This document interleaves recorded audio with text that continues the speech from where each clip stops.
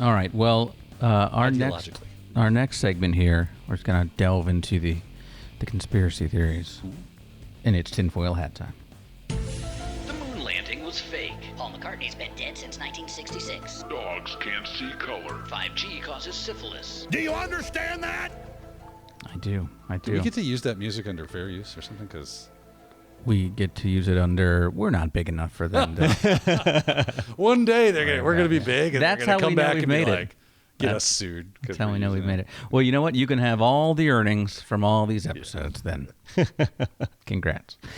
All right. This comes to us from the blog askamanager.org, and it's an interesting story.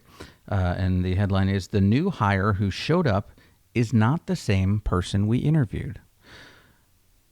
I don't know, Don, do you want to start with a recap here? So this is an interesting one. A lot of companies have transitioned to a remote workforce, right? And that was hard in the beginning. You had these employees who were normally in the building. Now you had to move them out remote. Well, now we've been doing it so long, we're hiring new people. In many cases, people who have never set foot in our building. The interview is remote. You hire them. Their first day is remote. Like, it's just a complete remote workforce. And it's opened up a whole new avenue of fraud. Daniel, you and I, we've been in the IT industry for a long time, and we've worked with IT certifications, right? We have. And for a long time, there have been stories about where people pay someone else to go and take a test for them, right? I get stuff on LinkedIn all the time, them saying, are you looking to get these types of certifications? Guaranteed 100% pass. Here's how we do it. They even explain. Yeah. Someone's going to take the exam for you.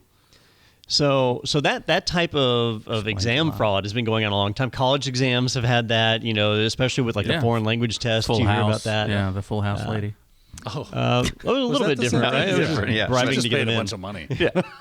So now, though, this is going a step further, which is you hire someone to go and do the job interview for you. There are some people who just don't want to do interviews, or they panic, or they don't have the qualifications. Or there's that. So that never happens, I'm sure. They hire somebody to stand in for them. That person does the interview, talks smooth, confident, expresses their skill set, and then when the first day of work comes along, it's somebody different that reports to work. You show up and go, oh, this is hard.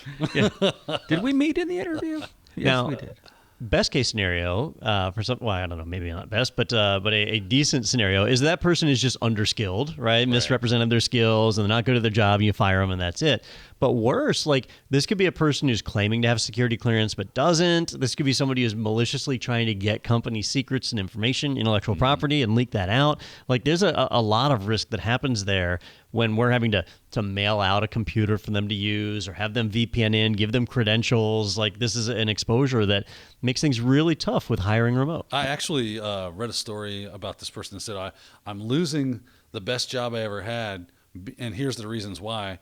I got to work remotely, and then I figured out what they wanted me to do. I could easily script, and then I scripted it, and I just had a script run every hour that did my job for me. And you told them? Then they got more responsibility, and they were like, well, then I just hired people on Fiverr to show them how to run the script they need to run to get more access. So why are they leaving the job? He's they got an even better job. Oh, jeez. Yeah. I could script this one even faster.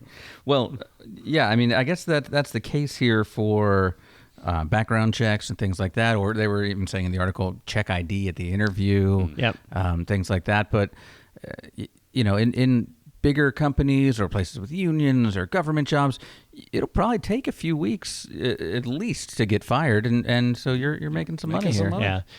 So the kind of story or the lesson that I got from this was, if you're in IT, you deal with HR, human resources, one way or another, but maybe not in the hiring process that normally happens. Normally they hire somebody and then you do the onboarding of creating their user accounts and so on.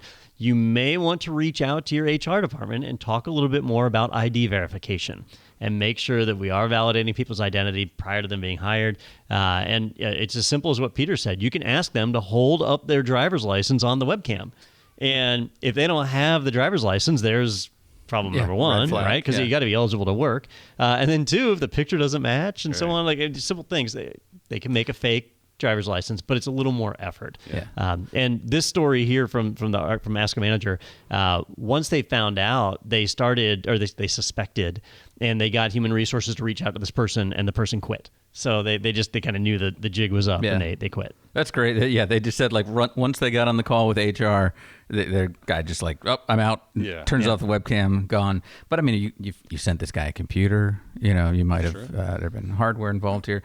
It's definitely something to watch out for, and an interesting problem. It is, and this one's a good story to read because there was enough similarity, obviously, with this person where they were like, is that the guy? Right, they were uncertain. Like, it seems different. And like the wife was talking about, her husband feels like he's going crazy. Yeah, because no one else had said anything yet until they. I can't confirm nor deny that this guy is not who I think he is. I can't say 100% it's not the guy that we interviewed, but it's probably not.